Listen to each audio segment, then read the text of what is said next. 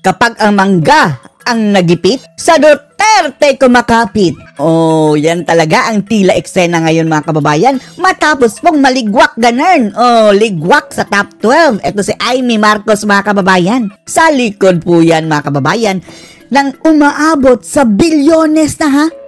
Billions of pesos mga kababayan ayon sa PCIJ at ayon din sa News 5. Base sa kanilang pagsasaliksik mga kababayan, ang in-spend nitong si Amy para sa kanyang kampanya. Hindi pa nga nagsisimula ang campaign period mga kababayan, bilyones na ang nagastos niya. At to think mga kababayan ha, na base dito sa SALN ni Amy, latest SALN niya mga kababayan, ay ang kanyang net worth, 36 million lang po.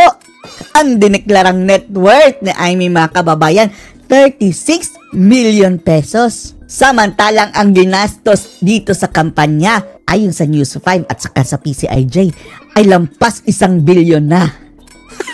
Hindi ba kayo nagtataka? Saan niya hinuhugot ang pera? Tapos hindi pa napasok sa top 12. Kaya muling kumakapit mga kababayan sa mga Duterte at sa mga Duterte supporters na please, pabudol naman kayo. One last time. Oh, magpapabudol pa rin ba kayo mga kababayan? Panoorin niyo po ha. Laglag ang mga incumbent senator na sina Amy Marcos at Francis Tolentino. At ang traidor na si Tolentino mga kababayan. Sa 12 ng pinakabagong senatorial preference survey ng SWS. Buti nga sa inyo mga hudas. Nasa 14th place ang kapatid ng Pangulo. Number 14. 12 lang ang kailangan. Habang ika-15 naman si Tolentino. Ang traitor din. Oh. Tapos eto ha, Ed Langaw mga kababayan. Dilawan pa yan. Kakampi na nila yan, di ba? Binisto, oh? 1.4 billion ang nagastos na ni Amy mga kababayan base sa kanyang ano ha, mga advertisement sa TV. Ay may solusyon, ay may solusyon. Tapos yung mga billboard mga kababayan na mag-ingat kayo sa biyahe. Nagastos pa ng billion mga kababayan para lang sabihan kayo na mag-ingat sa biyahe. Alam nga, hindi kami mag-ingat, ungas. Nonsense na paalala mga kababayan. Ang si Amy Marcos na nasa 1.04 billion pesos. Oh, 1.04 billion? Magkano nga ba yung SALN ni Amy? Dokumento po ito ng Senado mga kababayan ha. Makikita nyo sa website ng Senate. 36 million lamang. Ang malaking katanungan mga kababayan, tama ba kaya itong idineklara niyang SALN? O baka naman, baka totoo yung mga sabi-sabi na mayroon silang mga ill-gotten wealth, mga hidden wealth. Siyempre, nakatago.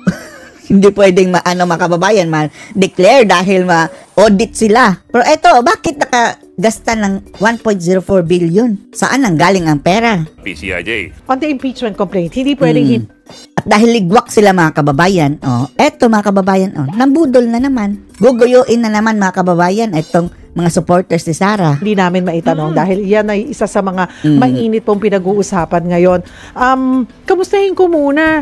Ano na po ba talaga kayo ni VP Sara? Friendship Okay over na ba? Okay naman. Oh, yung last na interview ng mga kababayan, kumusta kayong Sara? Okay naman.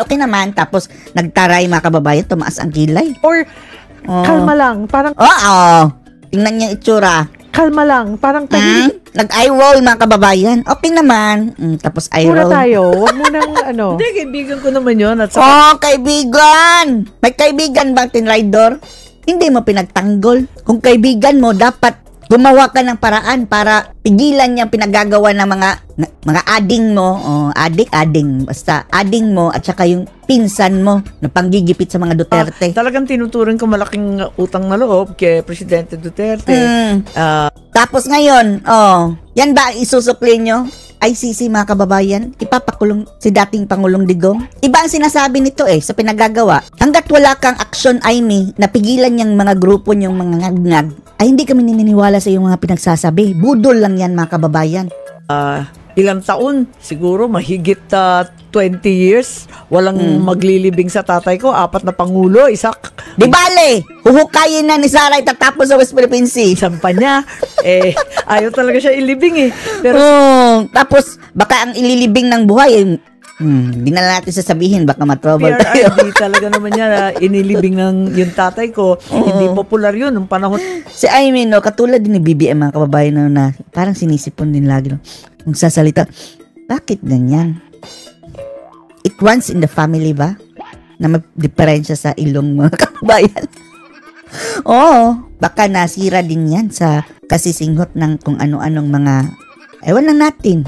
Na yun, at saka ako bilang panganay, papasalamat talaga ako. Tapos, yun nga, yung 2019, kinampanya ako ng bonggang-bongga, naging senador ako noong 2022. Sinamahan ni VP Sara, si Nanalo ang kuting mo na kapatid. Bongbong, kaya nanalo sila ng todo-todo. Kaya, Tapos, anong isusukli nyo ngayon? Oh, anong ginagawa nyo ngayon sa mga Duterte? Gusto pang ipa-impeach si Sara Duterte, mga kababayan. Yung kampo nila, mga Marcos. Puro lang ito salita eh. Wala itong ginagawa, mga kababayan, na i-defend si Sara. matindi rin ang utang na loob ko sa mga Duterte. Talagang aaminin ko at mananatili Singhot na naman. yun. Kaya Tapos, anong gagawin mo? Ang kanyang magagawa, mga kababayan, is i-speak up kung ano itong pinagagawa ng kanyang pinsan, kanyang kapatid, para maituwid, di ba? yun nga, yung sa impeachment, yung sa ICC, ayoko kasi ng gulo. Kaya sinabi ko, nako, lalabanan ko yan hanggang dulo. Wow! Words are empty. Ayoko ng ganyan eh. Miski yung kay Bongbong, ayoko rin ng gulo. Oh, dyan na, mga kababayan. Kaya hindi niya mapagtanggol si VP Sara Duterte, mga kababayan, at si PRRD, na kung saan nagkaroon sila ng napakalaking utang na loob. Dahil blood is thicker than water.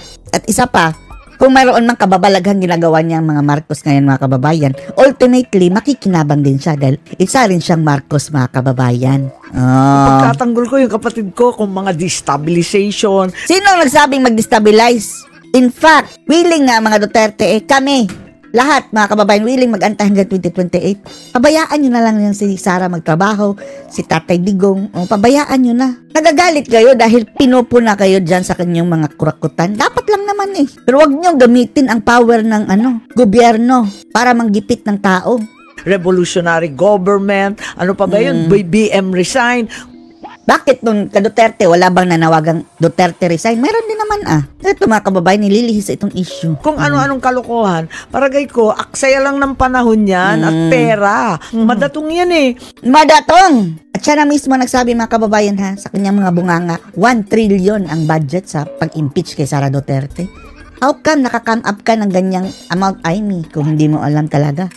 Ibig sabihin, kahit papano may alam ka dyan sa impeachment kay Sara. 1 trillion daw, mga kababayan. Pagkatapos, Na pinadaan daw sa budget. mauubos ang lahat ng atensyon natin, hindi na tutumbukin yung presyo ng bigas, yung 60 kada kilo. Sabihin mo yan sa iyong pagkapatid na ngagnag at sa pinsan mong tambaluslos. Sino ba nag-umpisa niyang kwadkum-kwadkum at saka yung hearing kay Sara Duterte, mga kababayan, sa Congress? Yan naman ang umpisa ng gulo eh. Di ba? Dahil gusto nila matabunan, mga kababayan, ang issue ni Bongbong na Judic, yung Pidayalix, mga kababayan. Ipa-hair follicle drug test mo na lang yan si BBM, pati ikaw. Kilo, makatarungan ba yan? Madadagdagan ba niyan yung trabaho para sa ating Kami pagsabihan mo niyan? Ha? Kayo ang nasa gobyerno? Hawak nyo ngayon. mga kabataan? Abay, Bakit mo sinasabi sa amin? Isampal mo yan sa mukha ni BBM at saka ni Tambaluslos. Silbihan, dapat mag-IME solution tayo sa tunay na Punyetex, ay may solusyon. Billion ang gastos, mga kababayan, Sabi ng PCIJ at News 5, para lang maglagay ng billboard, ay may solusyon. Tapos sa advertisement sa mga TV, ay may solusyon. Hindi makapasok sa top 12. Budol. Tapos kayo ang bubudulin ngayon, mga kababayan, Sige, one more time. Pabudol na naman kayo, mga Duterte supporters. Anong masasabi niyo, mga kababayan? Magpapabudol pa ba kayo sa IMing ito? Post your comments below.